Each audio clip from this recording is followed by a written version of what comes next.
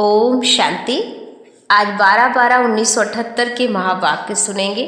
परोपकारी कैसे बने, इस पर क्लास कराते हुए बाबा ने हमें 9 बातें बहुत अच्छी अटेंशन में दिलाई हैं कि जो परोपकारी आत्मा होगी वो सदा ही फूल की तरह खिली हुई होगी, रूहानियत वाली आत्मा होगी, सदाकाल सबके प्रति सहयोग की भावना रखने वाली आत्मा होगी।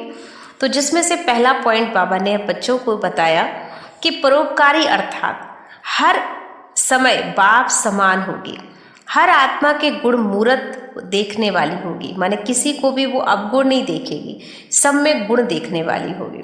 दूसरा है कि परोपकारी किसी भी कमजोरी व अवगुण को देखते अपनी शुभ भावना से, सहयोग की कामना से अवगुण को देखते उस आत्मा को भी गुणवान बनाने की शक्ति का दान करेगी।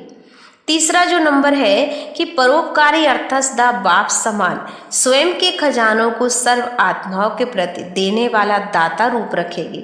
और चौथा कि परोपकारी सदा स्वयं को खजानों से संपन्न बेगमपुर का बादशाह अनुभव करेगी। बेगम मतलब जिसे कोई गम नहीं होता है।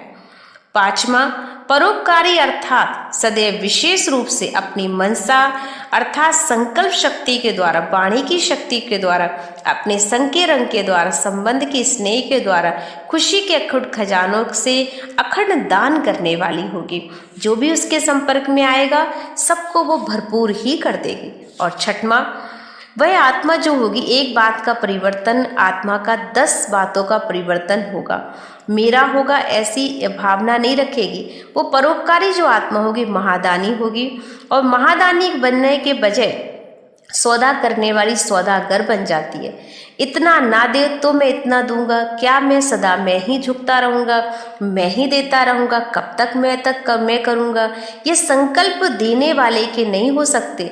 तो जब यह अन्य किसी की कमजोरी के वश है, परवश है, संस्कार के वश है, स्वभाव के वश है, प्रकृति साधनों के वश है, तो ऐसी परवश आत्मा को, उस आत्मा को भिकारी आत्मा, भिकारी अर्थात शक्तिहीन, शक्तियों के खजानों से खाली आत्मा को महादान करने वाली होगी।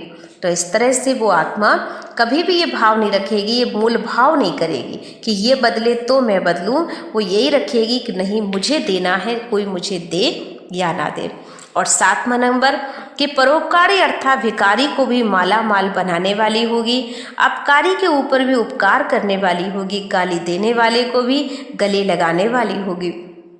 अपने परोपकारी शुभ भावना से, स्नेह से, शक्ति से, मीठे बोल से, उत्साह और उमंग से शिकस्त को भी शक्तिवान बना देगी, भिखारी को बादशाह बना देगी। और 8वां पॉइंट, परोपकारी अर्थात त्रिकालदर्शी होने के कारण हर आत्मा के संपूर्ण सहयोग को सामने रखते हुए, हर आत्मा की कमजोरी को परखते हुए उसी कमजोरी को स्वयं में धारण नहीं करेंगे, वर्ण नहीं करेंगे, लेकिन अन्य आत्माओं की कमजोरी का कांटा कल्याणकारी स्वरूप से समाप्त कर देंगे। वो दूसरों को भी फूल बना देगी, संतुष्ट कर देगी।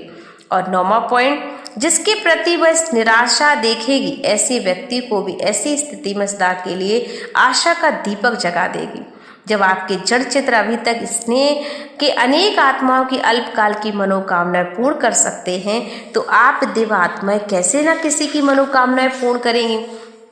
आपके सामने जो भी आएगा वो आत्मा कुछ ना कुछ प्राप्ति करके ही जाएगा। तो इस तरह से बाबा ने हमें 10वां पॉइंट कहा कि ऐसी परोपकारी सर्व आत्माओं को दिल की आशीर्वाद के अधिकारी समझेगी, और ऐसे उपकारी परोपकारी आत्मा को सदा आत्माओं का प्रशंसा के पुष्पों की वर्षा पे करती रहेगी। कोई भी आत्मा उससे असंतुष्ट नहीं जाएगी, कस्माकस में नहीं रहेगी, लेकिन हर आत्मा अपने आप को खुशी का महसूसता करेगी कि हमें जो पाना था वो हमें इन आत्मा से मिल गया है। तो ये थे खास बाबा के आज के महावाक्य कि परोपकारी कैसे बने। तो परोपकारी बनने के लिए ये 10 पॉइंट पर हमें अटेंशन देना है। ओम शांति।